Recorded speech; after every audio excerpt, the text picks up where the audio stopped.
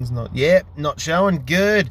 Good. Yep, so I'm just a little bit better than my usual streams because I'm doing this just before work. There was absolutely no traffic today, so I got here freakishly early, and now I get to do this, which is great because we're expecting a big round coming up. By the way, my dog's not actually here today, which kind of sucks because I'm sitting outside work and I can't take my dog to the office. That's apparently not acceptable, but he sort of is here because yesterday I took him for a walk at night and it was pissing down rain and it was wet and there was just mud everywhere, and he decided to bring the entire oval with him in the fucking car.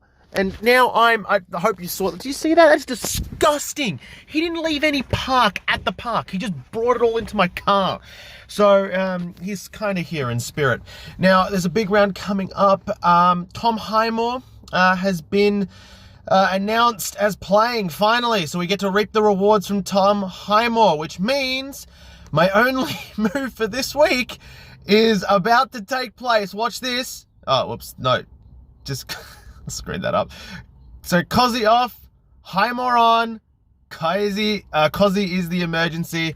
My only move for this week is that. I'm not doing anything else, but I do want to point out that if I was to make a trade this week, Caleb Poulter from Collingwood, and of course another player that if I didn't already have, I would be looking at, and it's someone that you should consider, especially if you're going to downgrade, is Riley Collier-Dawkins from Richmond. I already have him. He's sitting here on my bench. Scored a terrible 43 last week, but you know what? He played against a big-bodied opposition and against a very ordinary Richmond team as well. I mean, yeah, they were pretty good for the first half, but then they just didn't do very much in the second half.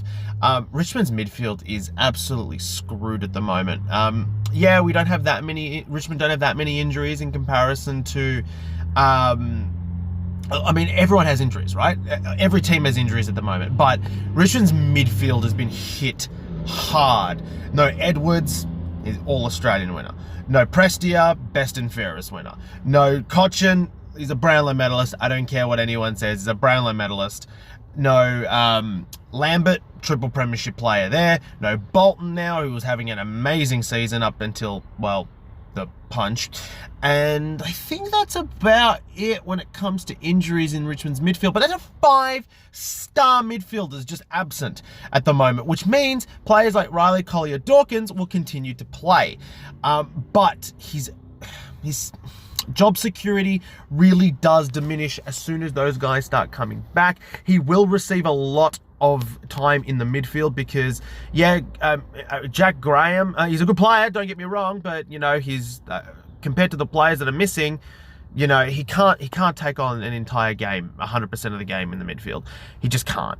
And then you've got Marlon Pickett, who's going to play a lot of centre as well. He's probably going to play more centre, take more centre bounces in comparison to his regular wing role. Riley Collier-Dawkins is going to spend a lot more time on the field in the midfield, and that's probably going to help his scoring in the short run. He is slightly more expensive than Caleb Poulter from Collingwood, but considering Collingwood's quality team, he's probably going to get more games overall this year. Also, he's a dual position player and he's slightly cheaper. Dual position player, forward mid, means that you can come up with some more strategic moves as the season progresses. Even if he's not playing, you can move players around. Being slightly cheaper, probably more job security, and actually has scored better. If you look at Riley Collier... Oops. Riley... Oh my God. No! What is wrong with me? I forgot how to use my phone today. Riley Collier-Dawkins has scored a 43 and a 76, which are decent scores considering he played the Bulldogs and Geelong. You know, quality opposition, which means that he can perform at the highest level. Now, Poulter she's played 2 games as well. Scored 52 and 81, which are better results. But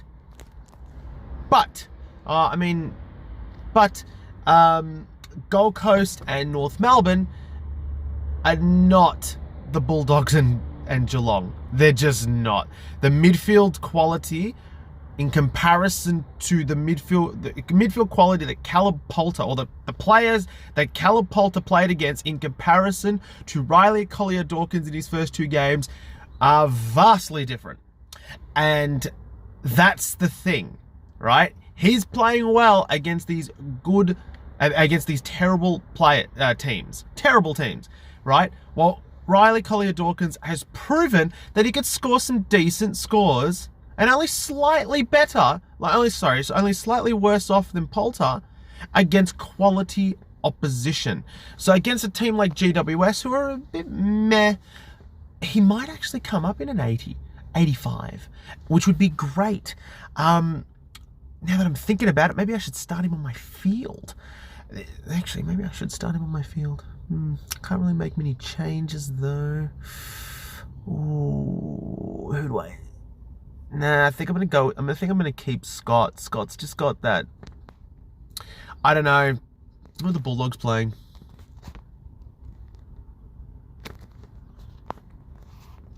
Game day.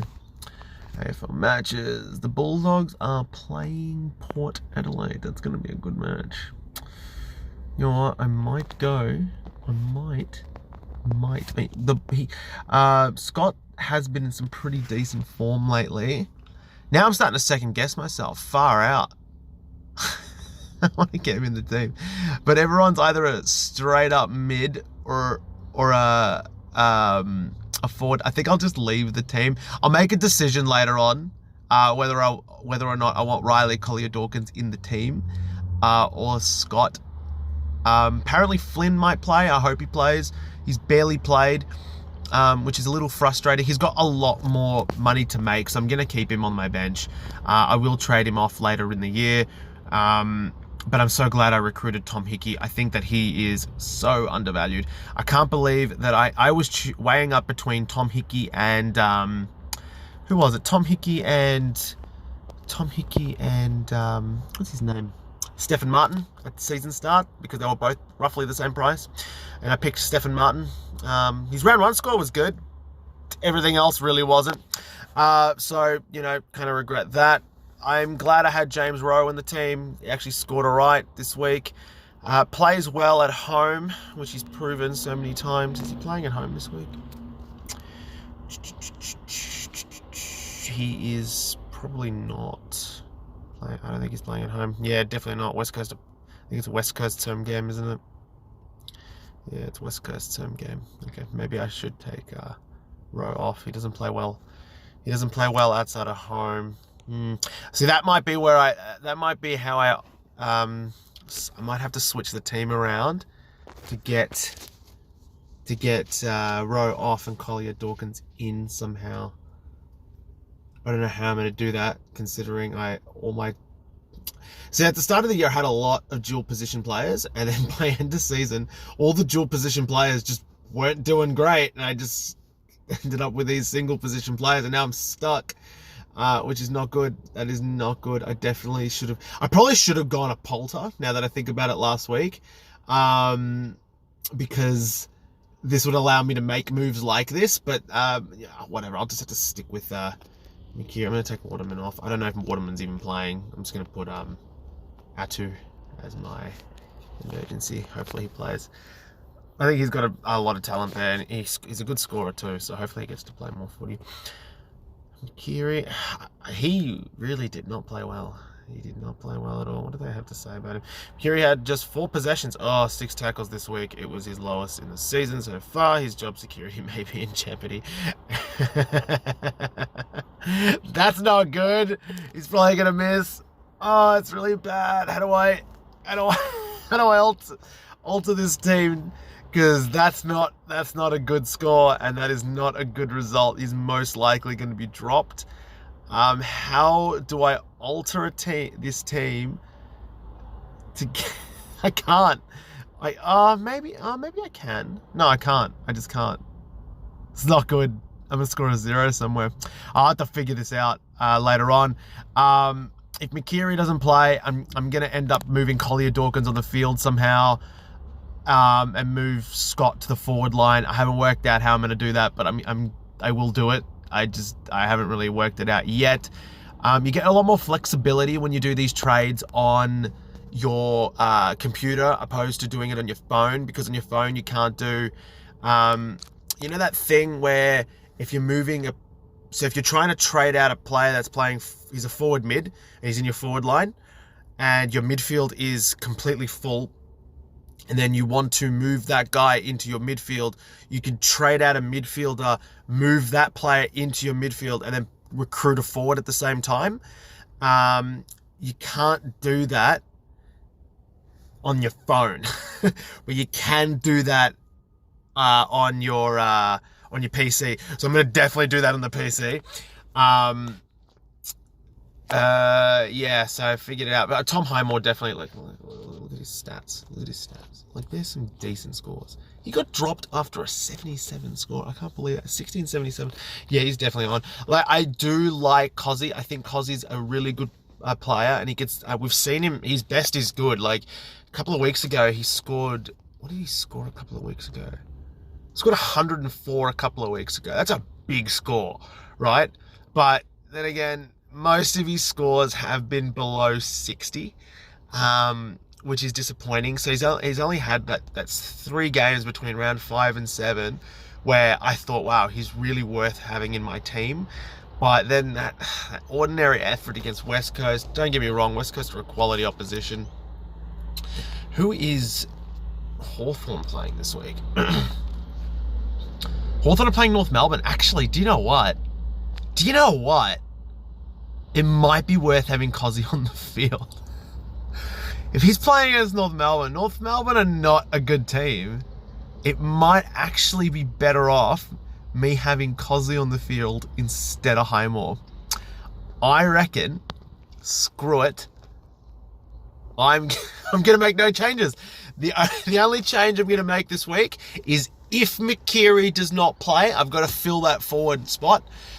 I don't want to do another trade, so I'm not trading any player. I'm just going to have to figure out how to rework my team in order to fill that spot.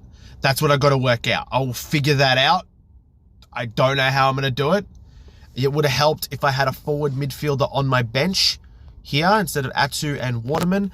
I probably shot myself in the foot by not having a forward midfielder on my bench in my forward line. Kind of dumb. Maybe I should go a Poulter. He's going to go up in value this week. I'll consider it, but I might even just take the 0, to be honest, and just keep those trades. Like, if you look, I've only got 16 trades left and it's round 9. I don't want to be making any stupid trades. Also, triple trades are coming up during the buy round, and I kind of want to be on the triple trades. The triple trades are awesome, and last season it was the only good thing about the AFL season last year were triple trades in the SuperCoach being pretty much a common thing. It was fantastic to see triple trades. It allowed me to do so many great moves, but you know, it's coming back, so I want to save my trades for then. I'll screw it. I'll just probably take the 0. If worst case scenario, I'll take the 0. I am playing though I have to admit, I'm playing against in my main league a guy who I do want to beat. It's kind of like a grand final replay. I played him in my personal league, Gone Fishing. I played him in my, that was not his team name. He's in a work league. His team name was too inappropriate for the work league, so he had to change his name to Gone Fishing. Before joining the work league, which he was forced to join. But I do want to beat him. So I don't want to take a 0 this week. I might have to make one trade and get Poulter in. I'll probably take out either Atu or Waterman if that's the case to get Poulter in. Most likely. We'll see what happens at selections tonight. If Atu's playing, obviously I'm not removing Atu.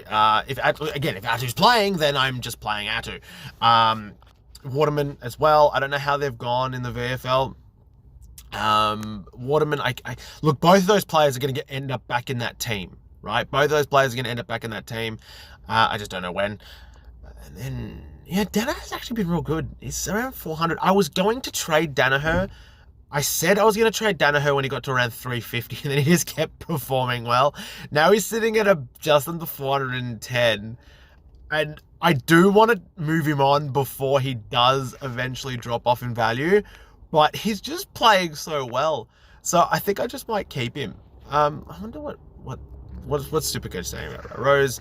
Score was his best since his first round. He had just 13 touches, 17 contested, blah, blah, blah. Made his BE, but don't expect too many scores like this one. Yeah, that's not good. Dustin Martin, Dusty's return to the team wasn't a triumph. He failed to lay a tackle. Oh, failed to lay a tackle. He's going to need to play. He's going to play better than that. He's definitely going to play better than that. Zorko, yeah, all right, just amazing. Zeeble, I mean, just amazing. He's been fantastic. Grundy, look, I'm not going to go through them all. Grundy, I'm going to keep. I think I might leave Cozzy on the field only because he's playing against a team like North Melbourne who they're going to smash him. Like, Hawthorn are going to beat North Melbourne. That's it. So, you know, Highmore's going up against some really big body forwards. Like, that's a gun forward line that Geelong have at the moment. And I don't want to take the risk in putting Highmore in. I'm going to stick with Cozzy. Only because he's playing against North. I'm hoping he kicks a bag against North. And I'll just stick with Highmore on the bench. Did I put this on? I didn't actually tweet. Idiot. Oh, maybe someone will join in late. Should have put that on Twitter a little earlier. Oh well. Anyway. Actually, that's a big score from the Bont too. Even Clayton Oliver. My midfield's looking good at the moment. Walsh, Merritt, Oliver, Bont, Boak. Brayshaw has, I mean, that was an ordinary game, but he's relatively around the 100 mark. Powell's been such a good recruit. I've had him since day one, and I have not regretted that at all. He's really playing some amazing footy. Scott has been up and down, but he's pretty good. What I really want to do is, though, when it comes to the 3 trade weeks, I want to be able to move most likely move either Powell or Scott on and get another gun midfielder. So that's what I'm going to end up doing. I have too many rookies, too many risks on the field still. For example, I've got Cozzy, Powell, Scott, Rowe, McKeary. There are 5 risks. 5 risks, right? 5 risks on the field, and that's too many. That's too many. I want to end the season with maybe 2 risks on the field with players that can go, that are scoring around the 60s. That would be preferable. I really want to just slowly weed out the risks, but I feel like a player like Rowe probably has a little bit more money to make. He'll probably push to late 280s, early 3s if he continues to play okay. McKeary, yeah, he's a player that's probably going to end about the mid 250s as well. Scott, he's playing well. I can't, and he's playing every game. Like, how can I get rid of a player that's dual position, playing every game, going up in value and scoring 85? I can't. Powell's been really consistent, so I'm probably just going to keep him. I think out of all the rookies this season, I'm probably going to keep Powell and Kaczynski, I reckon. Kaczynski is going to keep playing for Hawthorn. He's just going to keep playing. He's going to be that player in defense on my bench, and I'm going to keep him in my team for probably the whole year. I'm hoping Jones and, well, Highmore's going to jump up in value, but I'm hoping Jones can come back and jump up in value too. Eventually, I'm going to start weeding players out so then I can upgrade. That midfield needs to be mended. My forward line needs to be mended. I'm pretty okay with my back line at the moment. I fixed my ruck finally. I think it's just my forward line and midfield. There's just, I want to have no more than 2 risks in the team. Powell's pretty consistent, so I'm going to keep him probably. So Scott will be moved on. I'm hoping Brockman can get back in the team as well, and actually go up in value a bit more. Paddy Dow is actually a loss now. I can't believe that he's actually now worth less than what he started on. There are rookies who have made their debut this year that are higher in value than Paddy Dow. Actually, do you know, last week I talked a lot about Phil Thorpe. How did he do? I didn't... Phil Thilthorpe. He actually went up and he actually jumped up in value quite a bit. That's a big jump, 33,000. But yeah, he's not scored. He didn't score well. Yeah. Yeah, I'm glad that I decided not to stick with Thilthorpe. I mean, he had a good first game, but his next 2 games, he's going to be around the 50s. I mean, he'd be all right ruck. As I said, if you needed a ruck emergency, he's all right to have on the field. Sorry, on your bench, but I decided to stick with Flynn and just recruit Hickey. I think I won't. I don't want to do any trades this week. I also don't want to score a 0, so we'll see what happens. I'm waiting on selection. If McKeary does not play, I'm gonna have to fill that hole. If that means I use 1 trade, I might consider it. But I'm gonna be honest. With 16 trades left, I'd rather not. I may as well. You know, I might just take the loss. It'll hurt. It'll hurt if I take the loss, but my scores have been better than his, even in the last few weeks. So, like, significantly better too. So I should be okay, even with the 0. I should be okay. I'll give you an update next week. I didn't ask you guys to subscribe. If you haven't already, please do so. Like the video as well if you can. Leave a comment, whatever. And thanks for watching, guys. I'll be back same time, same place next week. And I'll see you then. Thank you for watching.